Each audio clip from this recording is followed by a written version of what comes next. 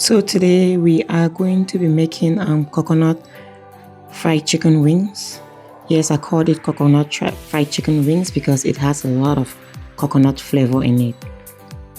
So this is also something that I do cater a lot on the side, and my clients go crazy for it, especially if you have kids.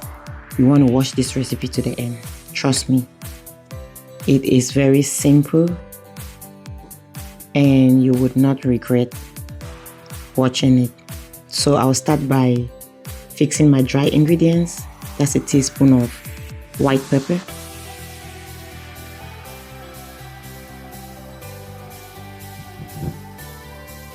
a quarter teaspoon of salt,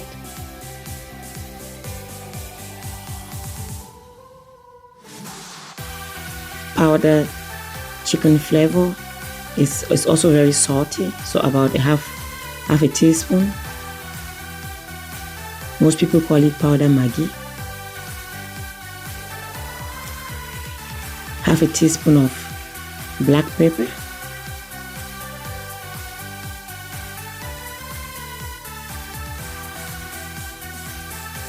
Half a teaspoon of garlic powder.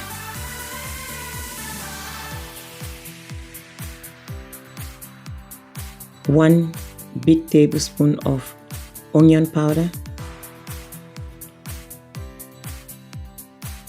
and about half a teaspoon of ginger powder. So I'm going to mix everything together.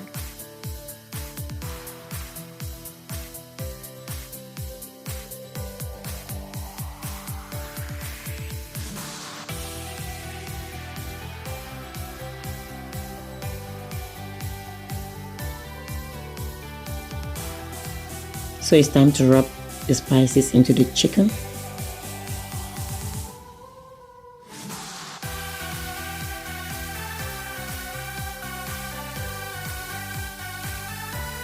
And that's about a bag, like 2 bags of chicken from any grocery store. 2 bags, however the chicken comes. So I rubbed everything in, and I'm adding about a tablespoon of honey since I'm not able to taste the chicken until it's cooked, just in case there was a little bit of salt over. The honey is going to balance out things. Here we have a cup of coconut milk. You can actually use coconut if you don't have a means of getting the already processed coconut. Sometimes I use original coconut and I make the milk by myself. So here is a bowl of about 4 cups of plain flour, and I will add in a little bit of ube spice. That's about a teaspoon of ube spice, and that's just some salt with crushed pepper in it, a little bit of chicken flavor powder, the powder Maggi, about a teaspoon of that. And then I'm going to add in about 2 cups of plain corn meal or corn flour. And also, for someone that doesn't want to do this, you have already made chicken flour in the stores that you can just buy for your breading. I do like to make things from scratch, so I do put my own chicken flour together for the process. So that is done. It's time to start breading the chicken. So I do normally have one dry hand and one wet hand, so I do not create a mess.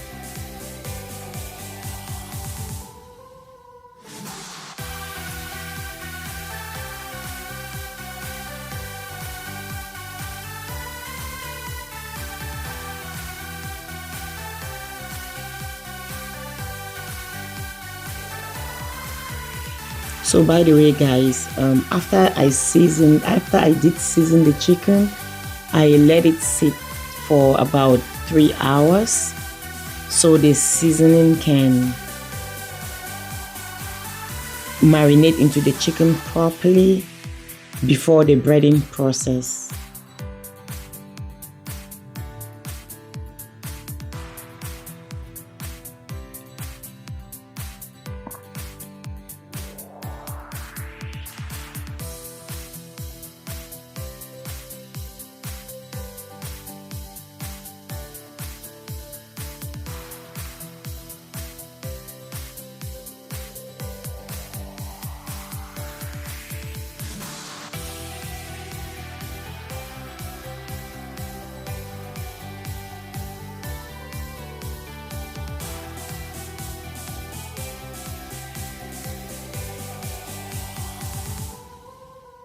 So if you don't want a lot of breading, the process can be done just once. For people who like a lot of coating or breading on their chicken, can do it 2 or 3 times.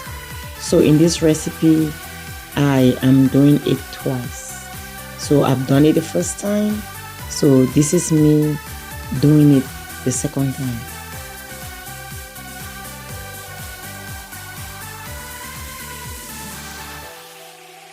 And at this point, I can use both hands because I'm no longer messing around with the wetness. The wetness is better at this time.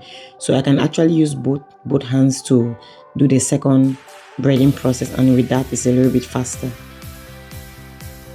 because you can dump a lot of chicken into the flour at the same time.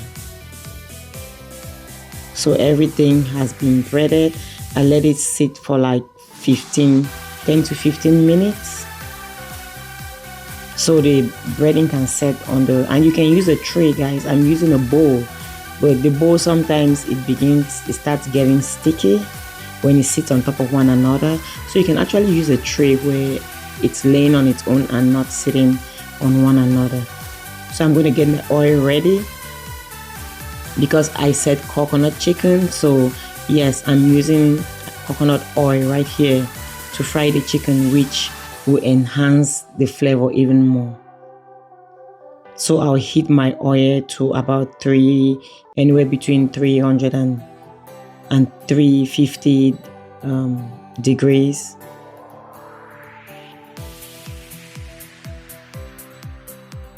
So my oil is ready and I will begin the frying process. You don't want your oil too hot or else the chicken will not cook all the way inside. So you want to cook each batch for at least 8 minutes.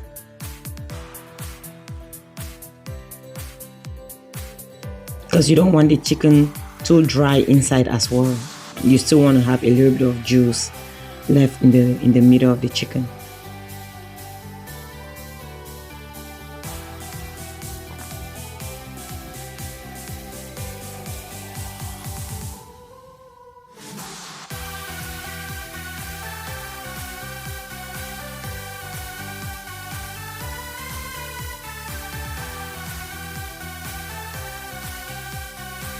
So you probably want to turn it after it's been cooking for like 4 minutes.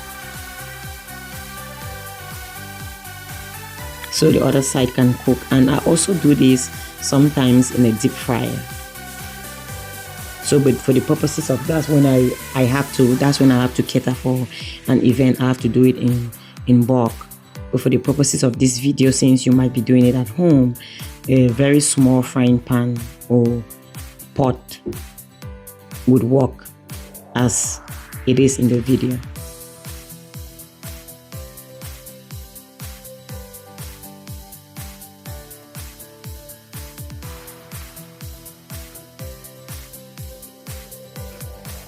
So as you can see, the chicken is golden brown. It's been cooking for 8 to 10 minutes and it's time for it to come out from the oil.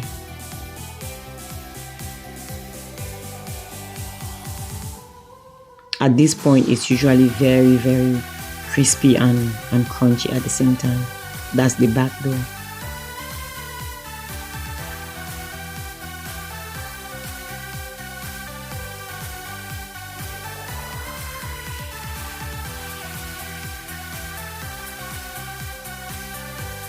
So I'll normally serve this with salad on the side and Chick-fil-A sauce.